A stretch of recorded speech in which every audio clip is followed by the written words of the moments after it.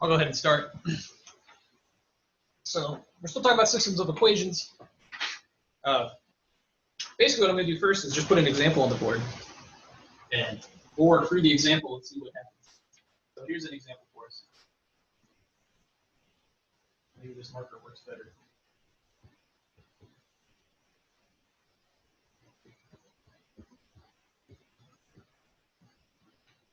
So here's an example.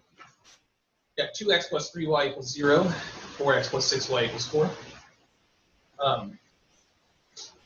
And system of two equations, two variables. And, you know, pretty typical problem. I might ask you to solve something like this. And now we know how to solve it. I gave you guys two methods yesterday. We had elimination or substitution. So let's just solve it. And I say let's just go ahead and use elimination. You could do substitution, but I think elimination maybe is a little faster here. Let's just do that and see what happens. So what do I want to do? For elimination, I want to cancel out a variable, right? I want to multiply by some numbers to get the signs of the numbers to be, or sorry, the signs of the coefficients of the variable to be opposite, so that when I add them, they'll cancel out. So I want to, I don't know, maybe let's cancel the x. It doesn't matter. We can pick either one. Let's try to cancel the x. How would I do that? Well, I have 4 and I have 2. Well, I could turn 2 into -4 by multiplying by -2, so that then the -4 and the 4 will cancel. So let's do that. Let's multiply the first equation by -2. Well, it's a bad notation, but whatever. Let's multiply this first equation by -2. Just multiply everything by -2. So I get -4x minus 6y, and then -2 times 0 is 0. And then the other equation I'll write down here. Do anything to this equation. So I have it set up like this. And what I'm going to do now, according to the elimination method, is add these together. We're going to add these together. And what happens? I get -4 plus 4 is 0. Oh, but I also got -6 plus 6 is 0. And then 0 plus 4 is 4. So this is what I get. 0 equals 4. Okay. So does this make any sense? You know, is this a true statement? Is 0 equal to 4? And you know, of course the answer is no. These are different numbers, right? When I say equals, I'm trying to say that these are the same number. Clearly these are different numbers. 0 and 4 are just not the same. So this is, you know, this result that we got is just false. Nonsense. Doesn't make any sense to say 0 equals 4. So what does that mean? Does that mean that we made a mistake or this is wrong? The answer is no. If we check our work, everything was perfect. So the problem here is that this just has no solutions. This system of equations that we started with was already just bad in some sense. Kind of didn't make sense already. So what we would end up saying when this happens is that there's no solutions. Because no matter what value of x or y that I try to plug in, I'm going to get something, I'm going to get this, which is just not true.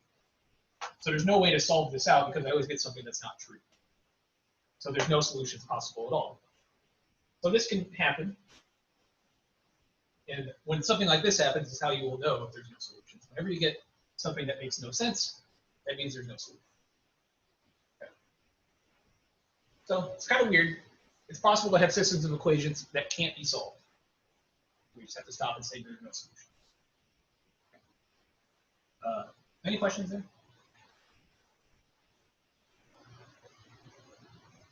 Good. Okay. So here's an example of something with no solution. Okay. You might encounter this all the time on assignments or something. So let's try another example. See something else I can do. That is the race as well.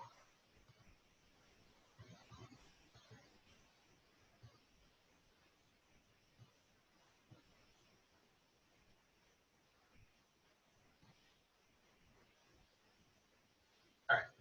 Let's try another example here. Let's take this.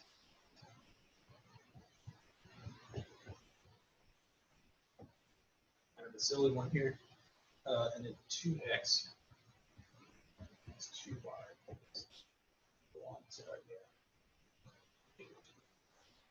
So negative 3x plus 3y equals 3, and 2x minus 2y equals negative 2. And another system of two equations. Again, we're going to try to just solve this and see what happens. Something else funky is going to happen that we'll have to deal with. So what's going to go wrong here? Let's find out. So again, let's just try the elimination method. Again, I don't know. Let's try and cancel out the x again, maybe. Let's try and get these coefficients to sort of match with the opposite.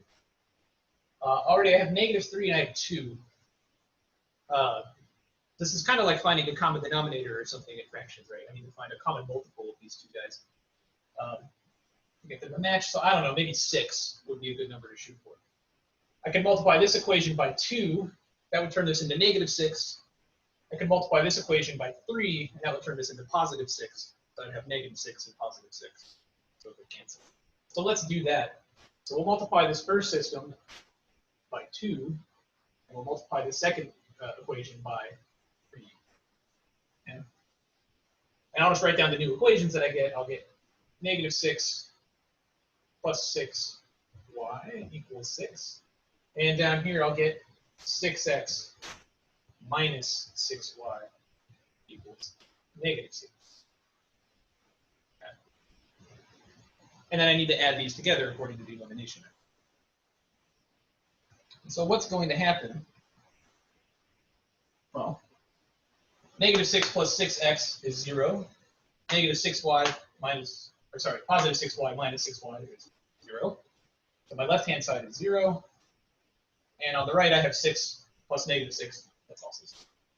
So I get 0 equals 0. Okay. This is something else that kind of looks weird. Okay. 0 equals 0.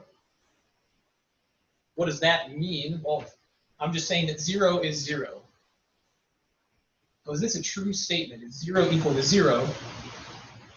And of course, the answer is yes. It has to be true, right? 0 is itself. So this is just always true. Kind of dumb because I'm just saying 0 is itself. You know, it's like saying I am me. But that's true. Because 0 is 0. So not only is this true, but it had nothing to do with x or y, right? It's just true, no matter what x or y were. This is a true statement. So it's kind of the opposite of what we just saw before, where it made no sense. This makes sense basically all the time. And so what this tells us is that since this is always true, and there were no x or y anymore, we eliminated the x's and y's, it means that in fact there's not just one solution to this equation, but there's infinitely many. There are infinitely many solutions. So when this happens, there are infinitely many.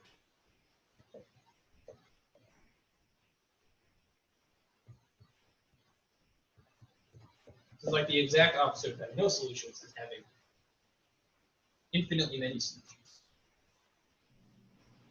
I have a quick question about that. Yes.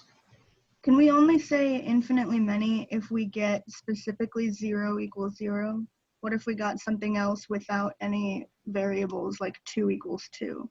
Right. So if you got something like 2 equals 2, it would still be infinitely many solutions. Okay. So yeah, it doesn't have to be 0 necessarily. It would just have to be number equals itself, basically, for it to be infinitely many solutions. That's a good question. Thank you. Any other questions while we're at it? It's a good point to stop for questions.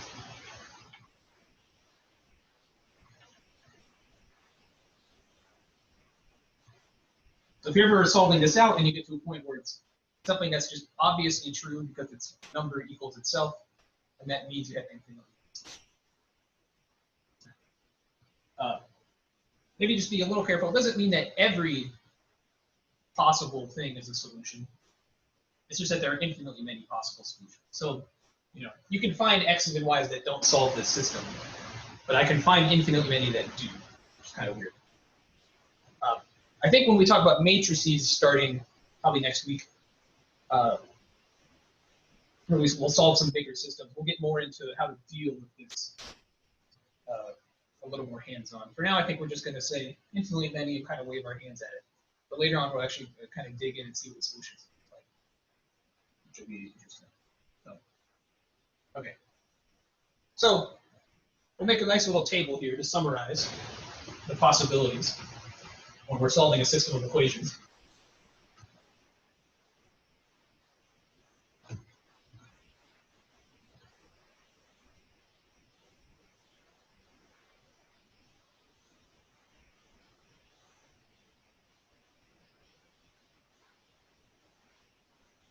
So here's a summary of what can happen, right?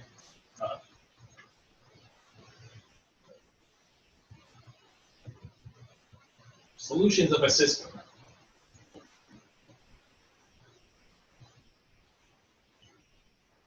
So basically, there are only three possibilities.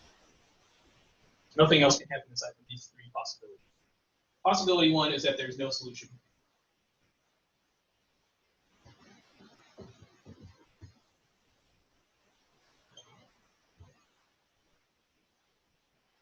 Possibility two is that there's one.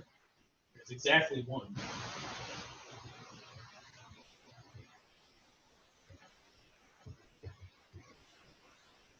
So this would be like the examples that we dealt with yesterday, where we're actually able to solve the system.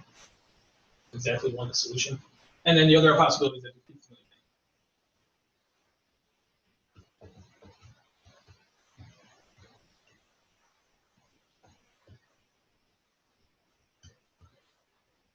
many. Yeah. So these are the only three things that can ever happen when we're solving a system of equations in this class. No solution, exactly one, or infinitely many. Nothing else. So you should never be in a situation where I got like two solutions. If you got two, then that means there was actually infinitely many. Right? So be careful with that. Either none, one, or infinitely many. Okay. And you know, things like this will happen. You'll get things that are just definitely, I don't know. You want an example of how to know that you've got something with no solution, it's like we saw before. It's where you get something that just doesn't make any sense. I don't know. If you see 1 equals 8, I have no solution because this doesn't make any sense. So if I was solving it out and this happened, then there must be no solution. I don't know. Maybe 1 equals 8 is kind of confusing, so we'll just do. Probably more typically, you'll get 0 equals something. What did we have before? 0 equals 4.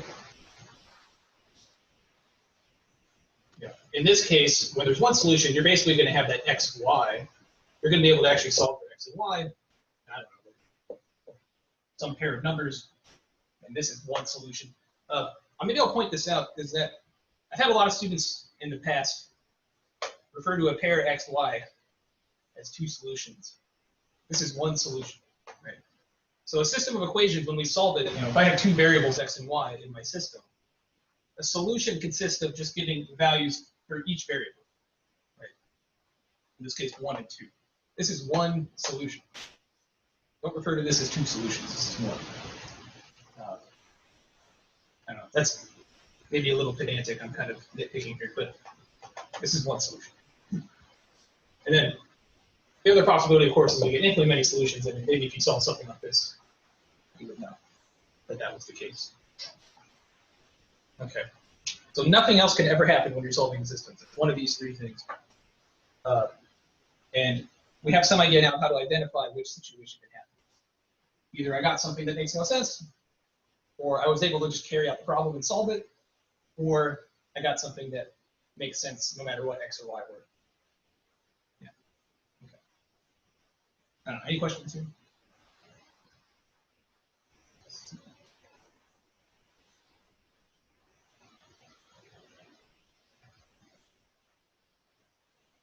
Okay. I don't